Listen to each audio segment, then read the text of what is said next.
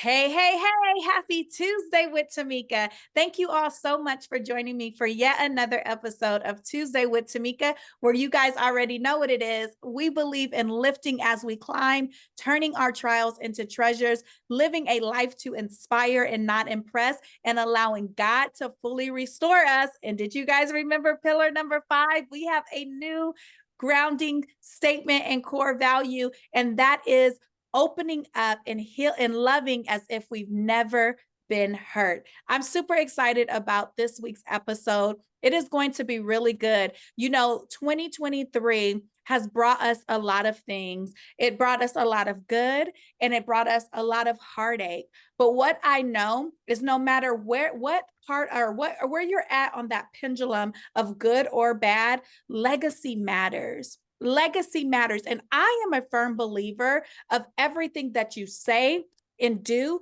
is for your legacy. It's what you're passing on to the next generation, and it's how people are going to remember you.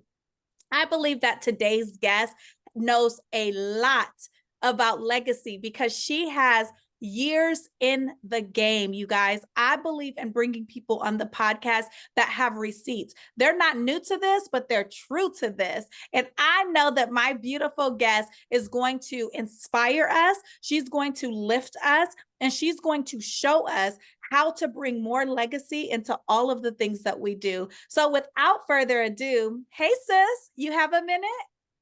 I have a minute. I'm Elona Lopari. I'm so glad to be here. I love the mission that you talked about before I introduced myself to your audience. So what I love to do is, again, really help people align their purpose with their profit through the journey of entrepreneurship or the channel of entrepreneurship so they can do more good in the world. I think it's really important to be able to do both.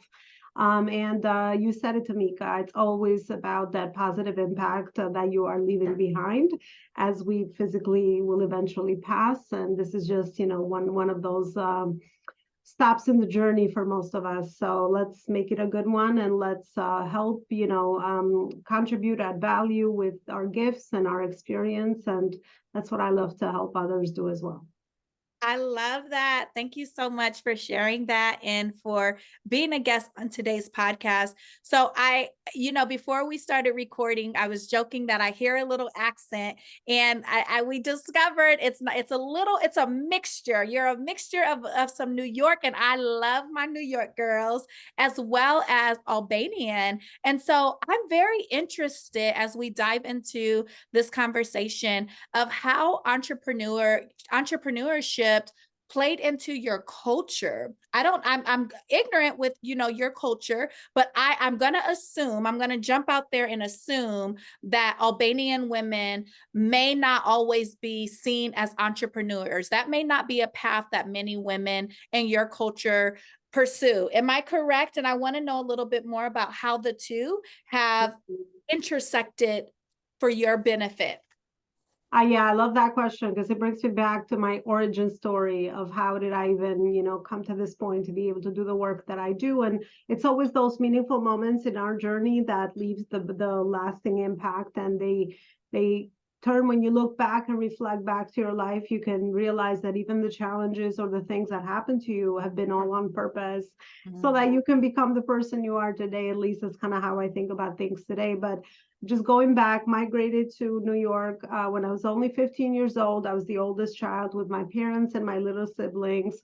And of course, my parents wanted to chase the American dream because of the lack of the opportunities that Albania offered at that time. We also were part of a civil war in the country. So, it was that opportunity to kind of just go someplace else and build a life. And that's what I remember early on. I grew up very fast, actually, because I happened to be the translator in the family. I started my first jobs trying to contribute to the family bills and all of that, because I could see my parents didn't know the language, didn't really have any high paying jobs or anything. It was just like kind of survival mode. So I kind of just rose to that equation. So I think that very early on left a really meaningful impact in my character as I became very early, very responsible. I realized that I wanted to serve and help other people, and of course my family as well. And one thing about Albanians in our culture, we're loyal, we love family, and we're very hardworking. Those Mm. are three values that I seen in my parents, three values I took away with me as early as a teenager as I was there. And then I pretty much continued that very early on. My dad, of course, is like, okay, we're going to America. You can be anything you want there, but you got to get your college degree, and you got to get your career and your family and all of that. So make sure you get the American dream. So that was very kind of like instilled in me, and unconsciously, obviously, without even questioning anything, that's kind of what I did. I climbed the corporate ladder 15 years. I worked for a Fortune 500 company, and I was actually happened to be in the right place at the right time because they were in the growth mode, and the culture is very purpose driven. I was very happy with them for so many years because I was given a lot of opportunity. I was valued for my work, and my contribution really drove me to really climb the ladder. Every 2 years I was getting promoted from HR to marketing to sales to regional director because there was so much opportunity for growth. I explored a lot of things about myself, and I learned a lot, and I was trained there until the company actually was bought by another company 13 years after, and I no longer saw a future there. And that's where the conflict started rising, and entrepreneurship started to show up in the in the horizon, because I started working on myself, doing a lot of personal development, because I was in the a transition phase. On the outside, I look great. It's not like anyone took my job away or anything. It's just that I felt an inner conflict. I was no longer happy and fulfilled. And I could see how the culture had turned very profit driven. So, I was just a number. And I'm like, okay, so maybe tomorrow something's going to happen, or after tomorrow. So let me be more proactive and see what I can do with all the skills and experience that I've gained over the years. So long story short, mentors, I just exposed myself to people, exposed myself to podcasts. That's how I started learning, hired my first coaches and all of that, and changed my life. Entrepreneurship, it kind of came to the horizon. And what attracted me about this whole journey, not that I ever thought I would be one, is just that obviously the growth opportunity, because I'm always somebody that loves to grow and also loves to contribute beyond myself. So I said, wait, I could take what I know and also my gifts that I've discovered so far and like help others and never stop doing it. I'm in. Sign up. So I was hooked, and it just connected to my purpose at that time. And I said, I can even make this my life's mission, like my purpose, and be dedicated to become a student all my life, and learn and grow and then help others. So switch between teacher, student. I've never been a teacher, but I've always been attracted to always sharing what I know with people, because that makes me the happiest at the end of the day. Sharing is absolutely caring. And if I know something and I'm not sharing it, I feel it's not responsible on my end.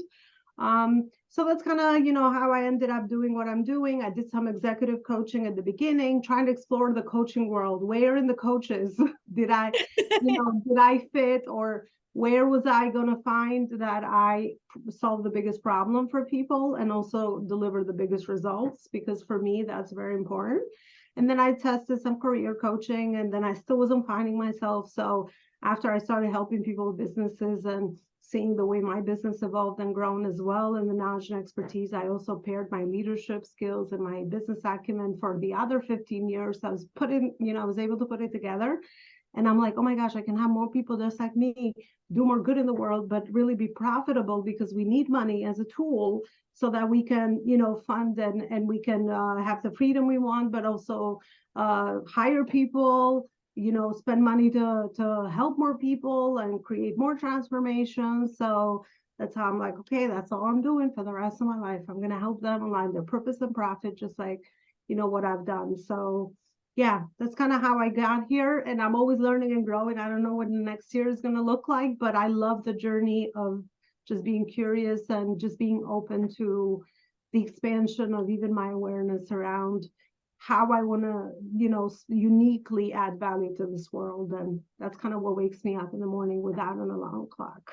Yes, I love that. I love that so much. And as a coach, I was on a call with my coach earlier today, and he said something to me that really resonated. And I feel that about you too. He said, the reason why you're so successful, Tamika, is because you're movable. Like meaning that I'm like a student of life, right? I find value in pretty much everything. I love how you said you fluctuate between student, teacher. And I think the best coaches understand that we're always learning and we're always growing.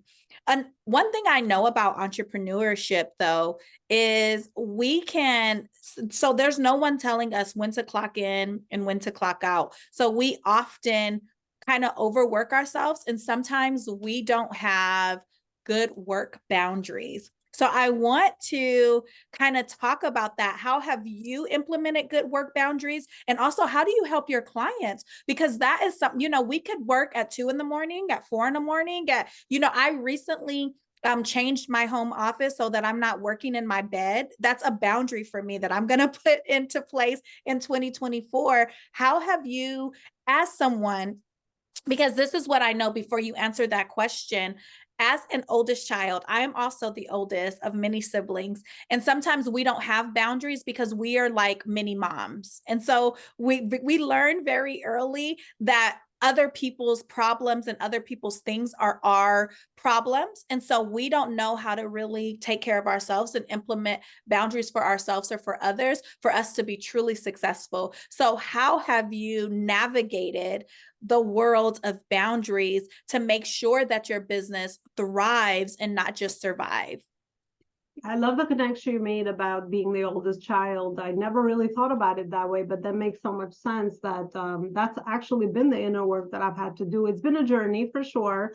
I think at the beginning, because you always hear about like, oh, I gotta motivate myself to do the things, but it's not the case when you are really have found that purpose and you're like love what you do and you're like, I'm gonna help so many people, and you believe it first genuinely in your own heart. I think that's where everything begins.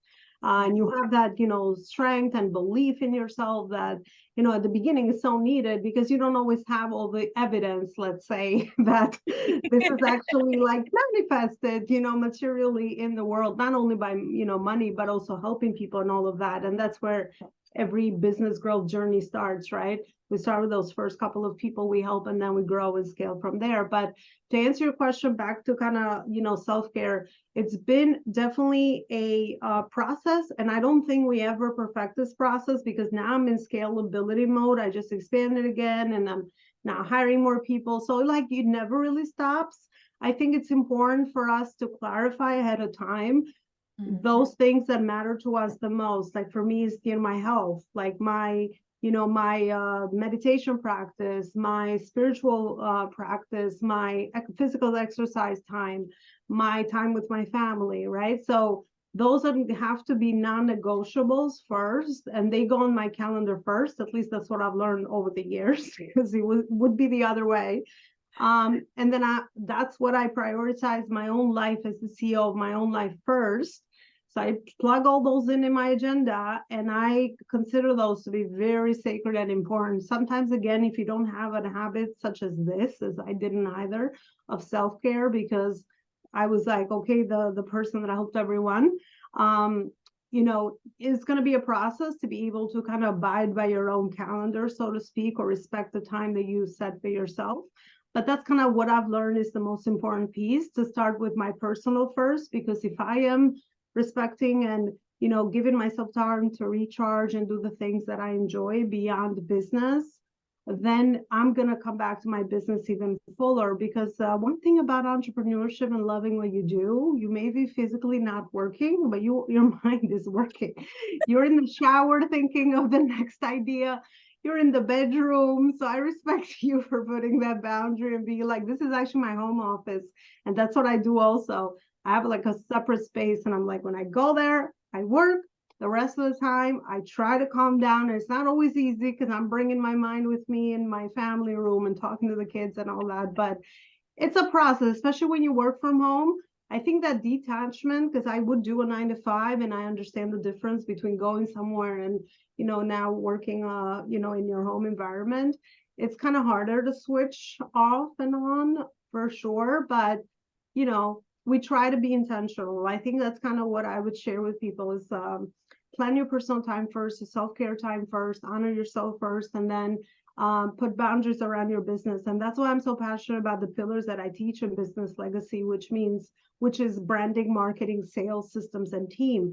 Because I really find that there's a big gap between how to grow a healthy, holistic company in the marketplace. And everyone usually teaches separate things like marketing here and, branding here and then sales over here. And entrepreneurs have to plug all these in and like puzzle piece everything. So I'm like, wait a minute, let's put it into a process that Yeah. everyone can use, that every business needs, just like health. If you want to lose weight, you got to look at your food, you got to look at your exercise, you got to look at your sleep. Business has the same pillars. We got to brand yourself, we got to market, we got to learn how to do your sales and all these aspects of the business. And then if you want to scale, of course, you want to implement systems to move yourself out of the business and then hire the right people. So just a lot of experience have kind of brought me to those very foundational pillars, is what I call them. So that's kind of the other thing about that I tell entrepreneurs all the time: learn, fill the gaps of how you need to implement all these different pieces, because then you can intentionally work on purpose on your business. You don't have to be busy and do a million things behind the scenes that are not moving the needle, in front of your profit or building your brand. So you always should be working on those, two main important things, which is building a brand and creating cash flow. Because if you let one slide, eventually you can't sustain what you're doing, right? So understanding that bigger picture, at least for me, it's helped me, as I'm always looking at that bigger picture for myself and where I am now, it's helped me kind of like sit back and be like, okay, so what are the things that repeat that are very important activities? Let me put those on the calendar. I have cash flow, I delegate them. Find a system, find someone to delegate. And I'm constantly doing this process. Oh So gosh. understanding the bigger picture definitely helps us understand, like, okay, so if I were to remove all the stuff I do in my business, I tell you it's only 5 activities that I need to do, probably 10, 20 hours a week. So understanding the crucial priorities, just like life, there's certain priorities that are priorities. And if you do nothing else, ensure that you do those things. And, you'll make sure that you're making progress go further, faster towards your vision, mission, and goals. It's the same in the business world. This business actually is very similar to human life. It definitely is. There's so many synchronicities. And I love how you talked about planning your family activities before the business, like those priorities. That's one of the last things I heard you say, is knowing those priorities and implementing. And that's something for the first time after being in business for 8 years that I did. Like before the clock struck 12 on 2024, I wrote in, I think I did it like in November. I said, these are my family date days. These are me and my husband's date days. And those are non-negotiable. And I put it on the calendar. So that way I can't schedule a podcast or a coaching session or, any of the other things, because no, these are the things so I love that you said that. And I loved how you talked about just really like the holistic approach of business. So many people want to like piece together, but that doesn't work. I am a firm believer that we are 3-part mind, body, and soul. And so because we are mind, body, and soul, that's how our business should run. It should have all the elements. And I think that the way that you run your company and the way that you help your clients run their company is really going to yield a great reward for them, because they're not trying to figure out all the things, but it's almost like going to like a super Walmart or something. And I'm not even a Walmart fan, but there's times that I want to go to Walmart because I know I can get my milk, I can get my lotion, I can get my birthday card. Like I can get all the things that I need in one place instead of trying to go to 5 different places to get it. So I love that you shared that approach in your model with the TWT community. So what I want to know is, how have you learned to, and balance, I don't even like that word. I like the word harmony, how we live in harmony with family, business, and faith. And I want to know, how have those 3, how have you learned to master those? Because I'm sure that that's something that you teach your clients as well. How do you live in in harmony with family, business, and faith? I love those three pillars. But yeah, before I get into that one, I love to kind of clarify back to what you said. What I notice with entrepreneurs, and if there's entrepreneurs that are going to listen to us, we usually, because business has its growth phases, usually the main problem that I see is that we try to solve for scaling the business when you haven't even created enough consistent cash flow. So that business model is way different for you trying to scale. You see a lot of business owners or online businesses trying to do the first one because, it's like that. Oh, I'm going to grow the business. So they focus on the scaling piece rather than the consistent cash flow. And that is very important to it's usually the other way around, unless you have achieved a level of stability and you implemented those pillars that I talked about. That's another thing that just I felt pulled to kind of share back to what we were saying. But yeah, I think it's Real quick, Elona, before you share about the question that I asked before, can you give us like practical tools maybe? And I know you can't, tell us everything because we're going to give you an opportunity to share about your business and how people can get connected with you. But can you give us maybe like 2 to 3 activities that entrepreneurs should be doing, scalable cash flow activities that they should be doing daily to have that constant cash flow in their business? I love your question. So first one is stay visible online, grow your audiences, grow your network with the right people that you want to serve. Most people lack the clarity around those three pieces. If you are at the pain point of inconsistent cash flow, then you want to take a look at, is your business model supporting your goals? Is your avatar the right person you want to help? Or do you have enough clarity around your avatar and then your messaging? Because all those three pieces have to be aligned. I like the word aligned rather than balanced, and will very nicely flow into the question also. But those have to be, you have to have that clarity around those three things first. And then the other most important activities, even if you do nothing, is stay consistent with your content. That's number one. The other action is build relationships with the audiences that you want to serve. So have that process of nurturing those relationships will be the second. And then the third one is have systems in place, such as masterclasses you're running, a podcast you're running, kind of go to market, have ways for you to be able to showcase how you can actually support people further. So it's part of the visibility piece. So have systems in place, like a challenge you always run, a masterclass you run on a monthly basis, an event you do all the time, a podcast such as this, a weekly live, like something that you are always, repeating for consistency purposes and for trust building, because the biggest, most important piece in business is trust. If you have gained trust from the people you want to serve, that's the marketing piece, right? That's the majority of the marketing. And then understand how to get these relationships into, the solving their pain point as a potential client, or leveraging those relationships for other partnerships or collaborations, which are very, very valuable. So I would say those crucial activities, like if right now my business shut down and I only had 10 hours to spend on it, those would be the things that I would work on. So yeah, that's what I have to say are the most important activities. And the reason why I say that they're all connected is that for most people, it's really about, they think that just posting content is going to get them to grow their business. That's not how it works. It's just a visibility piece, which is great. Because obviously, if you are on my, Facebook or LinkedIn and you constantly see me there, and I'm hopefully offering value by what I'm sharing, that's just one little, you're building trust with me a little bit, right? You still don't, we haven't had a conversation yet. I don't know you, you don't know me. That's why it's important to nurture relationships moving forward. And all those touch points are great ways to do that, because as humans, that's how we nurture relationships.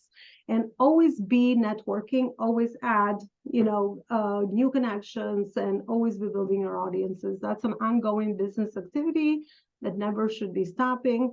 And then have a process for nurturing relationships and, moving people to the sales process, if that's what it is. And never sell, always serve. I always say you have to earn the right to sell when you have served at least 3-4 times. You've added more value than anything. Sometimes I have to hold myself because the person in front of me, I just met them. We're connected on social media, but I haven't really conversated with them before. I have to almost like hold to my seat because I'm like, oh my gosh, I can help you. And they're already verbalizing the pain point I could solve. But I don't do it because I'm like, I'm here to build trust and add value. How can I support you? Mm. So you That got to was get intentional. golden. That was golden. And I think that's going to be the name of the podcast.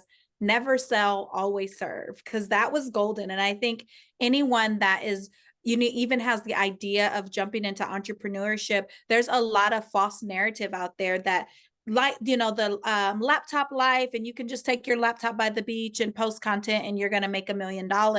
You have to serve people. Entrepreneurship is always about service. And I think because you are very aligned, you're a very aligned woman with, I'm assuming, your business, your faith, and your family. It has helped you be even an aligned business partner. So let's jump back into that question. How have you found alignment? I love that. That's a great word. How have you found alignment with those three things?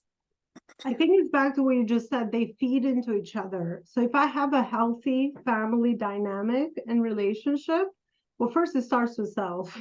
I would say that that would be number one. Okay.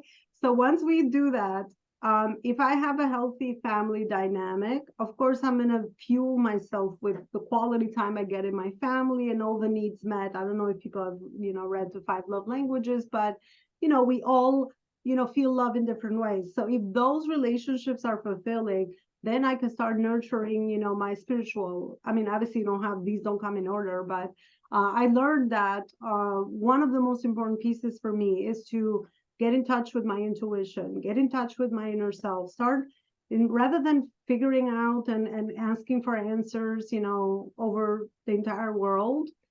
I realized that if I have a practice that I can go within and I can start honoring and listening to myself and that inner voice, which kept bothering, by the way, when I made the entrepreneurship, it was my higher self and, the better version of me speaking. And I get a lot of that too.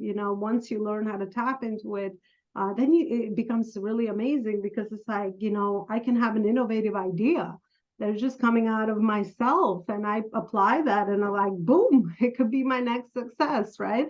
So, you start connecting that with the business then next, right? So it's like you get fueled, obviously you get ideas from everybody, right? When you work, when you're in a business, you're always looking at gaps. You kind of like almost train yourself. You're like, okay, wait, this is not out there.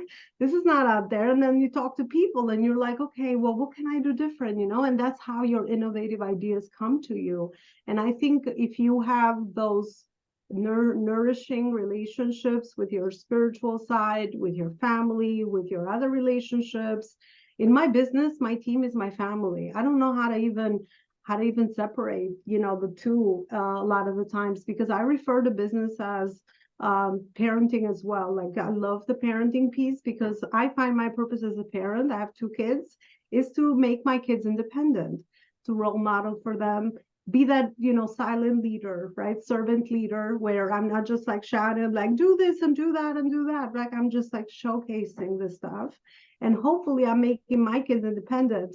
It's the same with businesses, right? You want to ensure that your business is self-led Mm. eventually, right? So that it can really reach legacy level because we all know the timelines of businesses. Not every business, if they don't have these strong foundations in place, can survive. I mean, I don't know what's the turnaround lately. I should Google it, but it was used to be a very high number of failures, right? But if you learn how to turn all of that into your own lessons, there is no such thing as failure. You just adapt. We open with that, right? Our conversation. You just adapt along the way and you learn and grow and you always look for new gaps. There's always opportunities. There's so many problems to solve in this world. So many. There's never a shortcut of things to do. So if my one business model didn't work, or maybe, I didn't get a traction once I start problem solving, what is it that, maybe I could do differently, then I can always adapt and not to be afraid to change and evolve. Mm. Because, I think there's always like the next thing that you could do. I'm not saying I'm not promoting that you just jump on and do like one thing, one day you do this and one day, you teach something else because that's confusing for your brand. So that's another one. But I say, just like a car, you have your wheel, you don't want to go like, you go like slowly. baby Mhm. steps into the next shift that you feel the most aligned with. And alignment is everything. Everything is energy, right? It's all about this, energy we're shifting and creating. And I could so smell when someone's not aligned because Yeah. that like you're not in what's the right word, but yeah, your actions and what you say is just, there's something there and most people can't articulate it, but it's everything, because when you are that, you are fire, you are working on purpose, you are authentic, you're not afraid, you are showing up to serve, and you believe what you do, and that as a leader, as anything, is so infectious to the people around you. And that's the magnetic messaging that sometimes we hear about on Yes. marketing. Ah, that's so good. So many jewels. And I could literally sit and just talk to you for days because you are a wealth of information. I do want to take a quick pivot and a quick turn. Like Elona said, just steer this wheel just a little bit.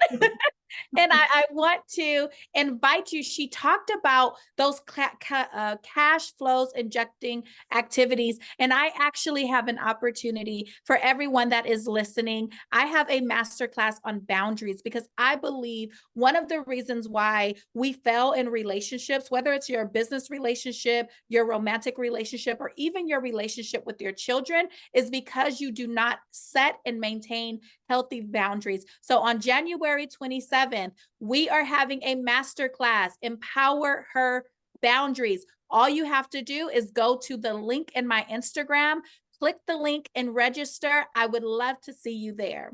Thank you so much. So I had to throw that quick commercial and you reminded me, Elona, do those cash injecting activities.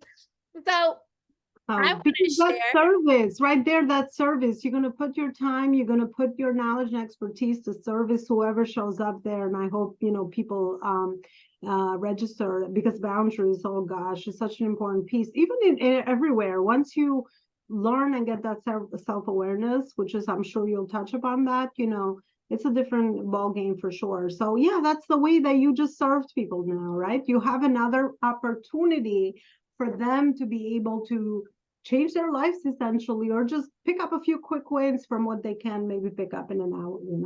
So Absolutely. And that's what it's all about. It's never about selling, it's always about service. Love, love, love that. I'm taking that and I may make an Instagram post. I'll credit you because I believe in giving credit. I love that. I love that what you said. So Alona, I want to give you an opportunity to serve the TWT family just by sharing with us where you hang out online, any products, any services, if your coaching program is open for new clients. What do you have going on? This is your opportunity to serve us in the best of your ability. well, thank you so much. Yes, in the spirit of service, I think the best spot to send people will be my website, because over time I have jam-packed it with great resources, not to overwhelm anyone. I'm very systematic in the way that I have put together resources. So I would recommend probably the masterclass for a lot of people, which is the 1 hour recorded live one that I did, where I talk about the connection between all those different pillars. And even again, if you are already applying, you'll start to get a lot of clarity if you go listen to the master class around, okay, where is it that you are? And you'll see the gaps very clearly, because again, all these things connect to one another.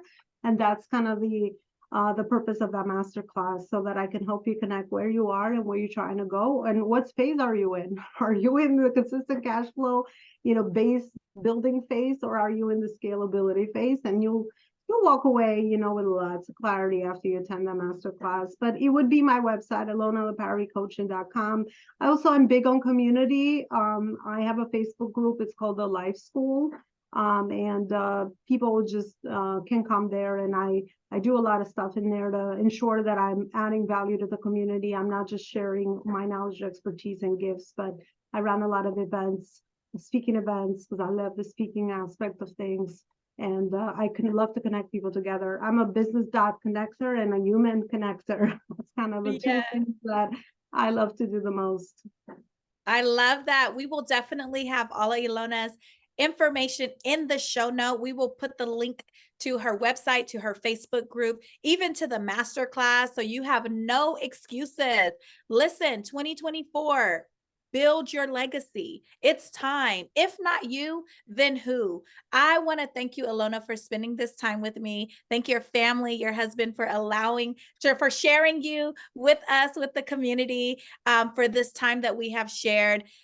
I want you to leave the community with a 30-second inspiration on legacy and how they can whatever I don't even want to prompt you for too much. Just share, leave us with some of your wisdom. Yeah, I think to connect it all for me for this interview, what comes through is pay attention to all the things that attract you, is connected to your purpose. Is the reason why that eye of yours is going to those specific things or talents or messages or people. It's because it's sitting all inside of you. We're a human machine of talents. We just will never discover all of them. Just forget about it. Forget about one gift. I say you have at least one, but oh gosh, how many more you will have in there? You'll be surprised once you go into self-exploration of figuring out your purpose. And then once you discover those, I always say that your next step is to share those with the world. And I have found the biggest legacy that we can leave behind is stay true to ourselves, figure out, discover ourselves so that we are aligned with ourselves first. And then once we discover that, be in service to others and in contribution, and you believe that it's the meaningful work that you need to do at that certain level, phase, and stage of business or life, I should say. And always be learning and growing, always be a life student. As life will never be dull, you'll always be exploring yourself, and then you get addicted to the process. And when you're in comfort zone, you're like, okay, time to get to the next thing. And that's how you expand. The more you expand, the more you can serve. So just keep Love doing it. It's a it. process, ongoing. Oh, I love it. I love it. So, so good. TW2 family, thank you so much. Remember to go on over to YouTube and subscribe, share this content with someone that may need it. Go over to Apple Podcasts, leave us those 5 stars. It helps us to push good content like Elona shared out to more people that need this value. Until next week, continue to live a life to inspire and not impress. Continue to lift as you climb. Turn those trials into treasures. Be open and aligned to allow God to fully restore you and love as if you've never been hurt. Until next week, bye-bye. Bye, everybody.